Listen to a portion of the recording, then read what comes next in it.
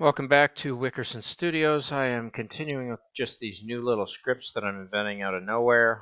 They're not too hard. They're kind of built upon the past scripts, but what I'm trying to do is just pull in things into the nodes, and I'll show you what I'm doing, like list items uh, and removing and inserting and counting. And so just try to take the functions or methods a little farther than append, and I'll show you exactly what happens. So we've got a lot of inputs here and a lot of outputs here. It gets a little confusing, so you might want to get the file, and I'll provide it on GitHub. But a pretty simple loop of information as we go into here. I've got it set up in a little different direction. I just shuffled back my from my past videos, nested loops in IJK, ranges XYZ.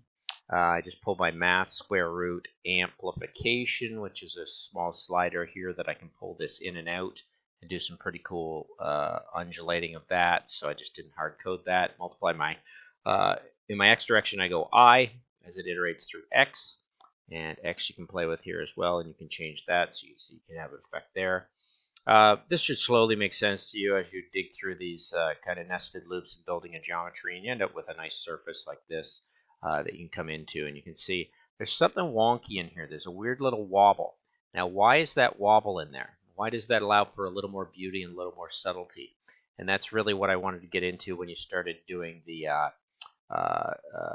point counts. So what I did initially was, as I got through this, I decided, well, let's just pull in A and make A, instead of going from a list item and taking the list item and putting it into the base of the sphere, you'll end up with the same geometries that you ended up with. You've got this pretty cool shape with this negative space through it. So it literally is sculpting in Python.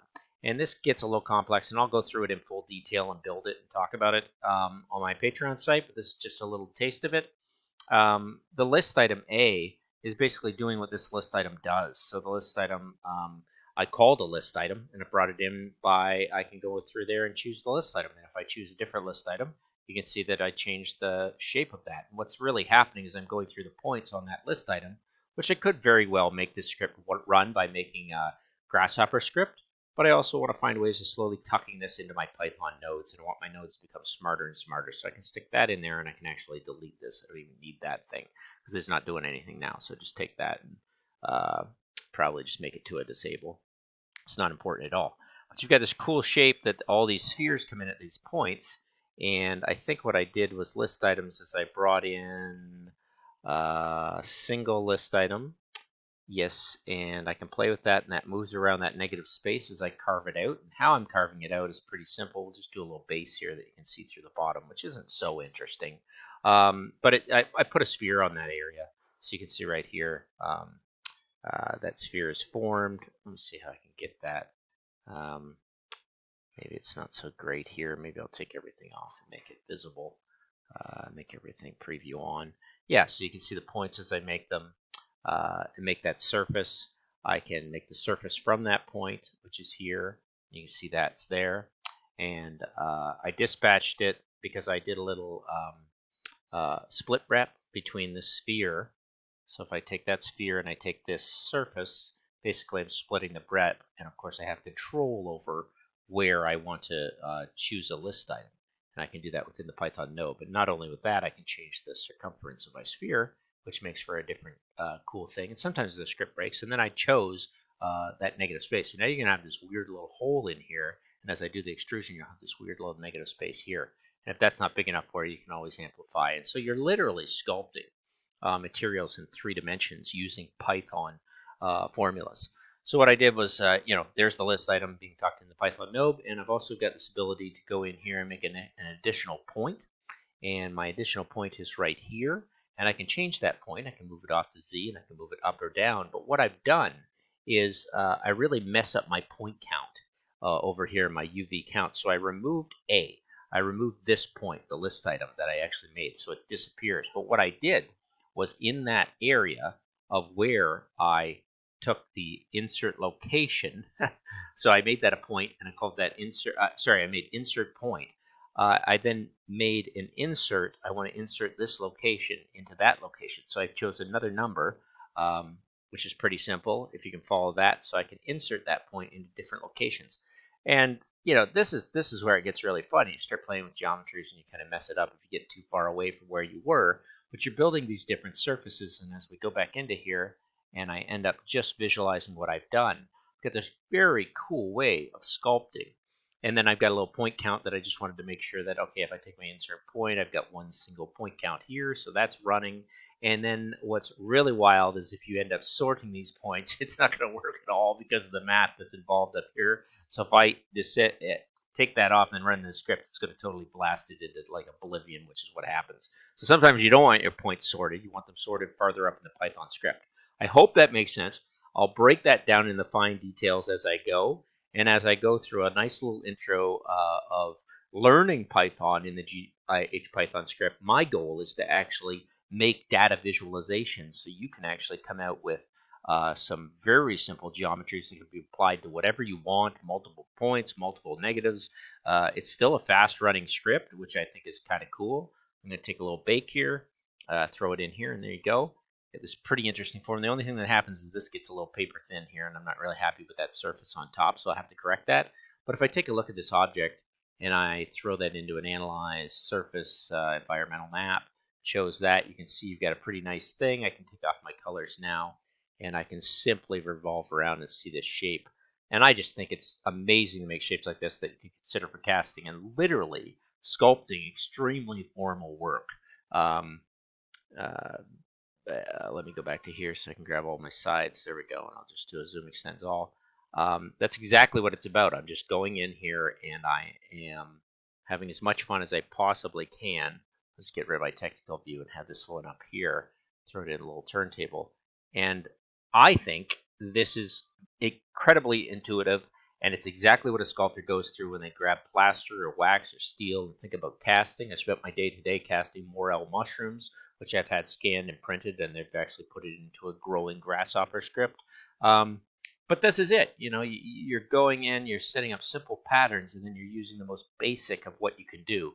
What I'm going to do next, just for those that are interested and want to continue, I'll break this down into details, but we'll go through the most recent GH-Python introductory course that was put together by Zacher on her GH-Python intro course. And we'll just go through that from list basics through functions and go into conditionals, and we'll keep taking it one step farther and trying to make these things slowly tuck in to the Python node until you actually have a plugin.